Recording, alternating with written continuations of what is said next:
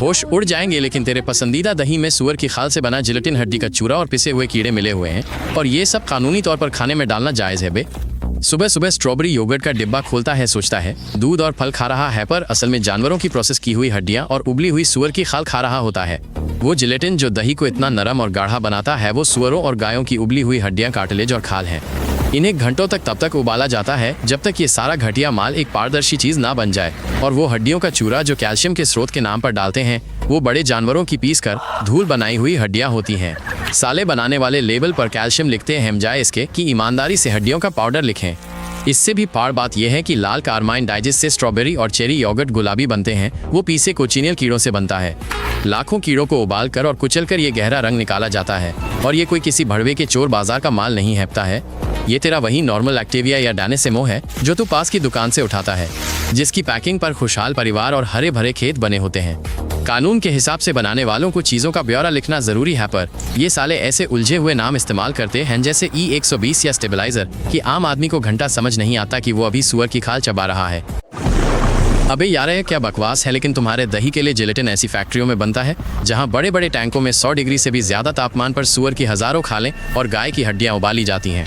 ये प्रोसेस किसी नरक से कम नहीं लगता। सोचो, उन बड़े बड़े टैंकों में सुअर के कत्लखानों से निकली खालों के ढेर तैर रहे होते हैं, और ये इतनी जहरीली बदबू मारता है कि काम करने वाले सुरक्षा मास्क पहनकर घूमते हैं। सबसे पहले खालों और हड्डियों को कई हफ्तों तक तेजाब या क्षार में भिगोया जाता है ताकि सारा तेल और गंदगी घुल जाए। फिर धोकर लगातार 12 से 15 घंटे तक उबाला जाता है।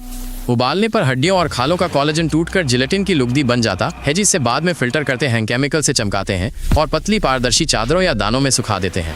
सबसे झंड बात तो ये है कि एक जिलेटिन प्लांट रोज 50 टन तक सुअर की खालें खपाता है, यानी सचमुच हजारों सुअर सिर्फ इसलिए मरते हैं ताकि तेरा दही गाढ़ा हो सके।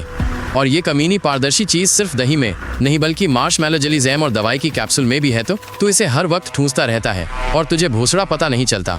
रूस में जिलेटिन का सबसे बड़ा प्रोड्यूसर चेलेबिंस्क इलाके में है, और वो लोग मजे से अपना माल डैनन और एरमान जैसे सभी दूध कंपनियों को सप्लाई करते हैं, जनता को चूतिया बनाते हुए।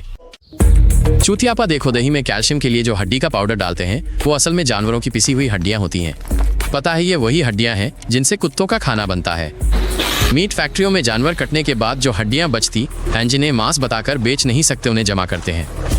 फिर बैक्टीरिया मारने के लिए उबालते हैं, सुखाते हैं और हल्के सैलेटी पाउडर में पीस देते हैं। ये जो पाउडर है नए 30 से 40% कैल्शियम और फास्फोरस से बना होता है, इसीलिए दही बनाने वाले इसको घोल के डालते हैं और पैकेट पर बड़े प्यार से लिखते हैं, कैल्शियम से भरपूर या मजबूत हड्डियों के लिए। मादर चोद सोचता है कैल्शियम वाला दही खा के अपनी सेहत बना रहा है। भोसड़ी केतु तो बस वो पिसी हुई हड्डियां खा रहा है जो कल तक कसाई खाने में पड़ी हुई थी। फूड इंडस्ट्री के मानकों के हिसाब से 100 ग्राम दही में 150 मिलीग्राम तक हड्डी का पाउडर हो सकता है, और इसे बिल्कुल नॉर्मल और सेफ मानते हैं। बहन चोद और हांडी का ये पाउडर सिर्फ दही में नहीं ठेलते, बल्कि बच्चों के खाने में, पनीर वाले स्नैक्स में भी डालते हैं, और हर जगह वही घुसी पिटीलाइन कैल्शियम का नेचुरल सोर्स चिपका देते हैं। और सबसे घटिया बात यह है, इसके कई और ऑप्शन भी हैं बे। शैवाल से मिलने वाला कैल्शियम या सिंथेटिक कैल्शियम भी मिला सकते हैं, लेकिन वो महंगा पड़ता है, इसलिए सुअरों को पिसी हुई हड्डियां खाने में ठूसना ज्यादा आसान लगता है।